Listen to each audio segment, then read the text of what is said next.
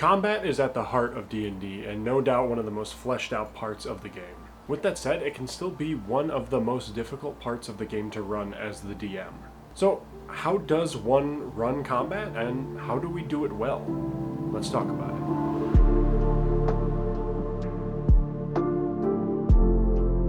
Hi, my name is Chris, and welcome to Ironforge Games, where we forge better games. So, what exactly is combat in D&D anyway? Well, it's effectively a mini-game within the game itself. I would kind of compare this to the fluid interaction structure of roleplay and exploration, where it is a back and forth between the players and the GM. Combat, however, is a much more rigid, structured part of the game, and has known structure to it. Combat is basically turn or round based. On each of the players' turns, they typically take an action and do some form of movement, and the turn order that which players go in is determined right at the beginning of combat.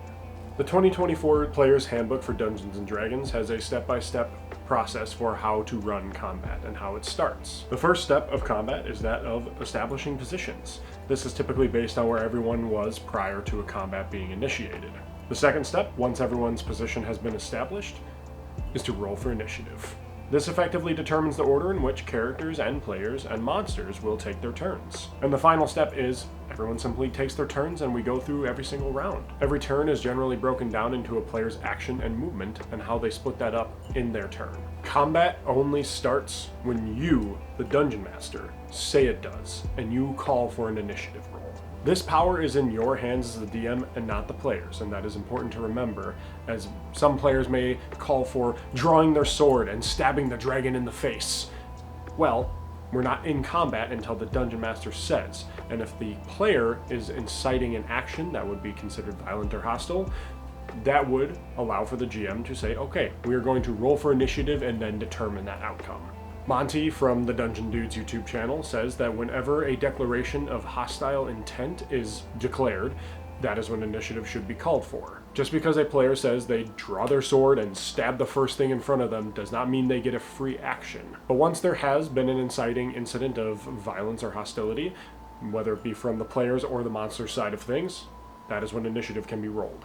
Another aspect of combat is determining surprise. Now, as we now effectively have two editions of 5th edition, let's look at both real quick.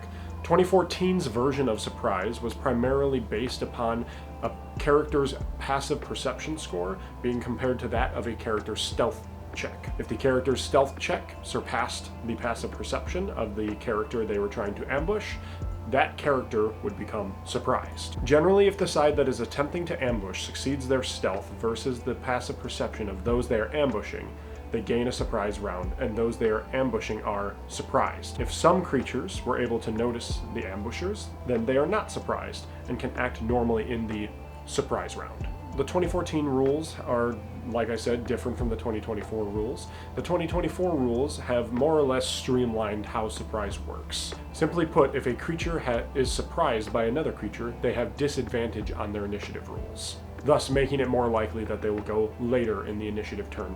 Now, those are the basics of how combat starts, but what do you actually do once it starts? To dive further into this topic, we need to talk about what form of combat you're doing, and when I refer to that, I mean that of running it on the tabletop with miniatures and per se a grid, or running fully theater of the mind.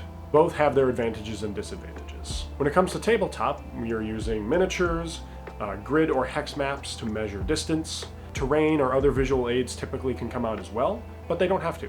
The pros of this tabletop method for combat is that you have a good visual representation of the battlefield and what's going on. It can also help with immersion, as if you can build the scene out a little with physical props, it helps players imagine themselves in the scene. Along with visual representation of the scene itself, there also comes a spatial awareness of that as well. They now understand where vertical elements play into the battlefield and where there is actual places of cover. And honestly, for the DM, it can be super fun to make tabletop battle scenes. Putting together terrain and establishing positions for miniatures and drawing them out on a map can be a fun activity in of itself. Some of the cons that come along with running on combat on tabletop is that it could potentially be restricted to the imagination. Now, if you're just running combat on a grid and nothing else, it could restrict the imagination a little bit in the sense that what else is in the scene? Is there a chandelier above us that I don't see on the battle map because you don't have a chandelier in real life? Potentially. That's kind of up to the GM and the players to figure that out. Creative players can make use of minimal things, but if a player is more dependent upon what they are seeing in front of them, it might be a little more restrictive to them. Also, it just simply takes time to set all this stuff up. Okay, let's talk about Theater of the Mind. Theater of the Mind, just like any other aspect of the game, primarily uses the descriptions of the DM to set the scene for the players. Some of the pros of this are that it is just simply faster. You don't have to set anything up. Once initiative is rolled, we're in combat. What do you do? And counterpoint to the con that I said for Tabletop is that it is kind of open to interpretation. Player can ask if there is a chandelier and a GM can say yes or no. There's options when it comes to Theater of the Mind that there might not necessarily be in running full tabletop miniatures. Some of the cons, however, is, like I said earlier, it is heavily dependent on DM description. If the DM is not giving enough in their descriptions, it might not give players enough to work off of just simply in their mind's eye. And again, off this same point, there's just no physical point of reference, because the players are having to imagine everything in their head. Both ultimately have their place, though I do bias towards Tabletop a bit more. Making maps and building combats based upon the environment itself is a super fun activity for me. And it's also simply easier for me to measure things out when I have a grid or a hex map to help me kind of plan out the size of spaces and combats. Also, I just really like miniatures. Hopefully at this point you know what kind of combat you're running. Once an initiative has been established, we have to find a way to track it. I would simply keep a list of scrap paper behind your GM screen or wherever you GM from, and just simply write it down. You can either keep it in the notes for your session or just on a separate piece of scrap paper. I typically do the Matt Mercer method, where I would call 20 to 25, 15 to 20, and go down the list as it creates a list for you as you go from top to bottom. I mostly do this because I have typically bigger tables, typically 5 or more sometimes. But if you're running for less than that, it might just simply be easier to ask around the table. The 2024 DMG talks about open lists and hidden lists for tracking initiative. An open list is something you could have your players help keep track with. Basically, they help track initiative for you while you are prepping other things. Main thing is that initiative is out in the open and aware to everyone at the table. A hidden list is the, I think, more traditional one, typically the one that is behind the DM screen that the DM is keeping track of. I personally like this as it's nice for when you want to keep a combatant hidden before you enter them into the battle. My biggest tip when it comes to tracking initiative, other than just simply writing a list, is always to let the next player know if they are on deck in combat. If someone's turn is happening now, let the next person know, hey, just so you know, you are on deck, prepare yourself. Once initiative has been tracked and you are going through combat, the next thing you have to track is monster hit points. Again, similar to initiative, or potentially doing this even on the same piece of paper. I typically write in my notes the initiative of the combat that is happening, and right off to the right-hand side of it, I am writing the hit points of the monsters that are involved. There's two methods to this, two different ideologies, if you will. Some people like to subtract damage that the monster takes from its total hit points. If the monster has 100 hit points on its stat block, and each time a player whacks it with their sword, you subtract the damage until the monster hits 0 and eventually falls. The other method that I have recently adopted, as I think it is actually quite a bit easier than subtraction, is adding. If you know the total number of hit points a monster is supposed to have, or you're keeping that flexible, if you will, just simply add the damage the monster takes up until it either hits that threshold for you, or it hits the 100 hit points the monster was supposed to have in the first place. Another thing you could consider is even printing out the monster stat blocks themselves and just tracking the hit points on the stat block piece of paper that you printed out. That way, so what they can do and how they are doing in the combat is all in one place and contained. No matter the method, I generally advise tracking these things in vertical columns. It keeps things a little tighter in your notes and saves some space. The other big thing we have to keep track of during combat is that of conditions. Whenever a monster suffers a condition or a player suffers a condition, you need some way to track that condition. My best method for this is something that involves a visual aid. I really like condition rings, but something like tokens or index cards could work as well. You could also track this with the hit points. Like I said, if you've printed out on a monster stat block, you can write above the stat block, prone, paralyzed, whatever the condition that is afflicting the creature. That way you have it in the same place you have its abilities and its hit points. My method, like I said earlier, is condition rings. I really like them as, again, they are a visual aid for me to look at and see once I see that that monster is going, oh, that monster is stunned from last turn, okay. And it just helps my brain remember that something else is affecting that creature. Plus also the condition rings look absolutely delicious and they look like candy and I want to eat them. So that's pretty much it. That is the basics of how you run combat and how you track the things you need to track during it.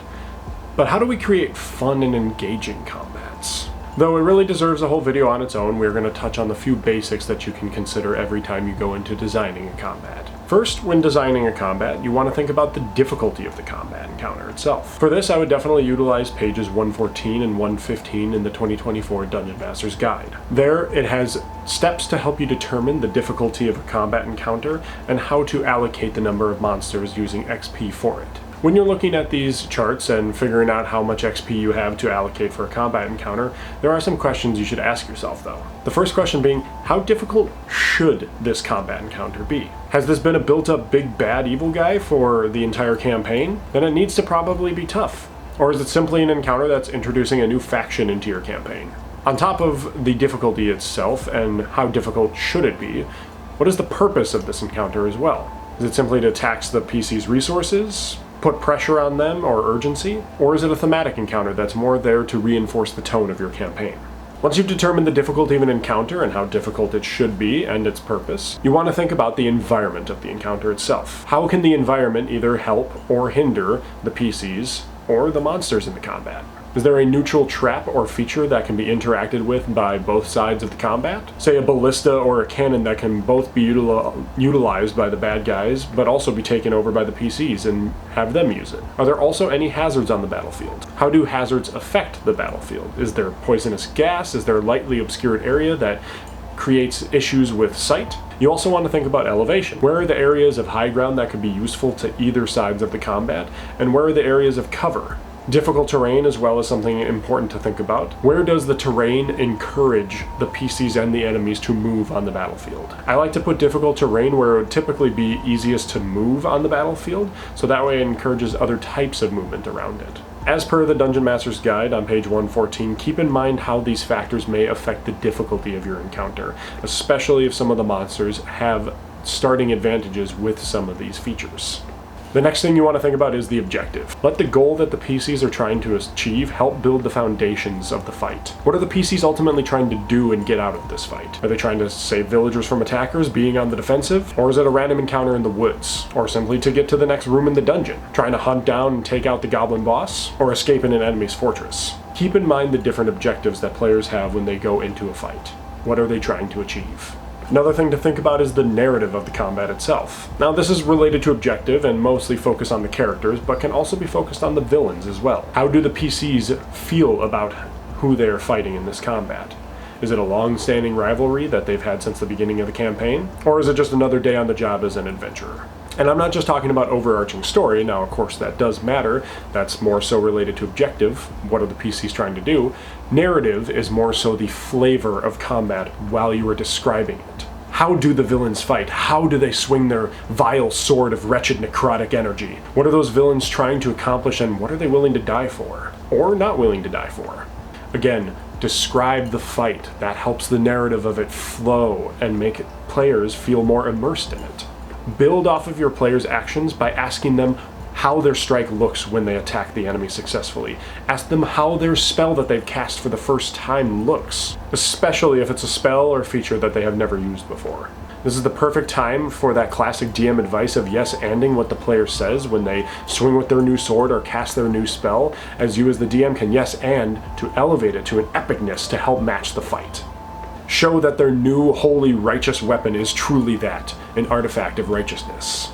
Keeping in mind these things for the enemies too. How do their abilities look in a fight? Describe how their dark magics or wicked blades lash out at the PCs almost with anger and hunger. There's a nice reference table on the new Dungeon Master's Guide, in the new Dungeon Master's Guide on page 46. The table describes things like how an enemy dashes, disengages, dodges, or uses magic in combat.